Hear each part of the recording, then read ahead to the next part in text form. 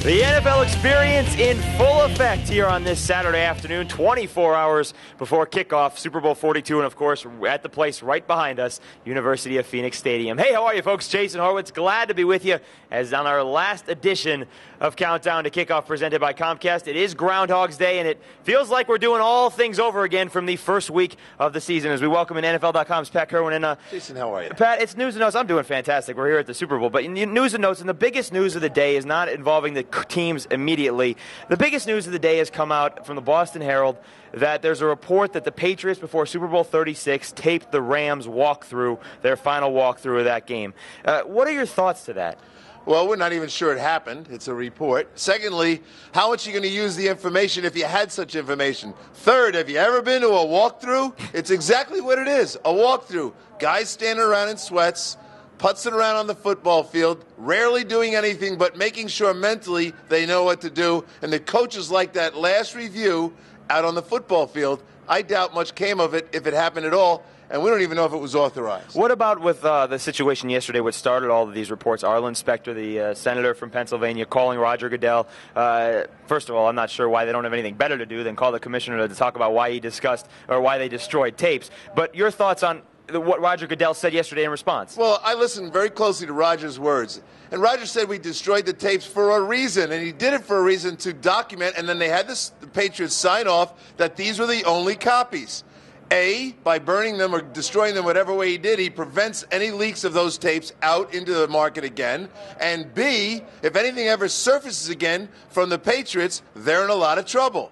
So I don't understand why he did it. So accusations that there was another reason for doing it, don't buy it. And we'll see what he has to say because he has agreed to talk before the commissioners. Meanwhile, after Week 1, when Spygate originally started this year, the Patriots went out and dominated the San Diego Chargers. They haven't let it affect them all season. Is there any reason to believe it'll affect them now? If you watch the Patriots closely this year, what did you see? Every time there was any form of adversity, they played better than the week before. Days after the video gate came out, they played their best football game and went on a run of scoring 35 to 45 points a game. It will not affect the New England Patriots. They're in a one-game mission. They know exactly what's at stake.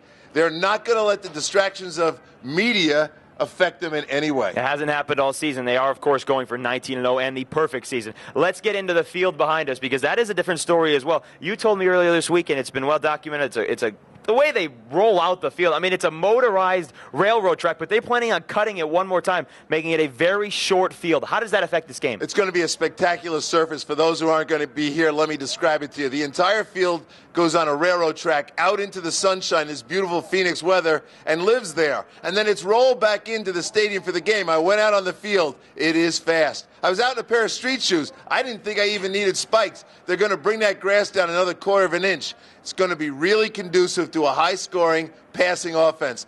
And in a sense, you feel like you're indoors. Now, they haven't confirmed if the top's going to be open or not. A little bit of reports that it might rain. They'll bring the top in. I heard today it closes in 5 minutes. This is a surface that reminds me of when Randy Moss was in Minnesota. The ability to run his routes. They're going to be double routes. The guys who are precision route runners are going to have a great effect in this field. The running backs who have good cuts like Lawrence Maroney and Bradshaw should have a terrific day. What about the fast field affecting the pass rush?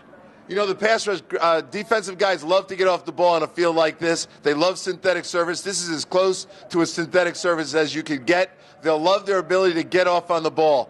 Problem they face, the New York Giant four-man rush, they're dealing with a team with tight line splits. They're not going to let you penetrate them inside. We all know Brady's launch point. It's 5 yards behind the center. It really comes down to O.C. and Mike Strahan coming off the edges and bending that shoulder and getting underneath and closing on the pocket. Hard to do. All right, to get NFL.com's Pat Kirwan's prediction of the game and the final score, check out the link with Hines Ward as we break down Super Bowl 42 with the Super Bowl 40 MVP of the Pittsburgh Steelers. All the links on Comcast's Countdown to Kickoff presented by Comcast, of course, on CBSSports.com. Take care, folks.